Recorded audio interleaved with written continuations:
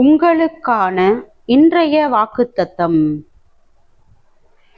இந்த சுவிசேஷத்தின் நிமித்தம் நான் பாதகன் போல கட்டப்பட்டு துன்பத்தை அனுபவிக்கிறேன்.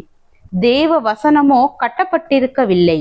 ஆகையால் தெரிந்து கொள்ளப்பட்டவர்கள் கிறிஸ்து இயேசுவினால் உண்டான இரட்சிப்பை நித்திய மகிமையோடே பெற்றுக்கொள்ளும்படி சகலத்தையும் அவர்கள் நிமித்தமாக சகிக்கிறேன். இந்த வார்த்தை உண்மையுள்ளது. என்னவெனில், நாம் அவரோடே கூட மரித்தோமானால் அவரோடே கூட பிழைத்திருப்போம். அவரோடே கூட பாடுகளை சகித்தோமானால் அவரோடே கூட ஆளுகையும் செய்வோம். நாம் அவரை மறுதலித்தால் அவரும் நம்மை மறுதலிப்பார். நாம் உண்மை இல்லாதவர்களாயிருந்தாலும் அவர் உண்மையுள்ளவராயிருக்கிறார். அவர் தம்மைத்தாம் மறுதலிக்க மாட்டார். 2 தீமோத்தேயு 2வது அதிகாரம் வசனம் 9 முதல் 13 வரை.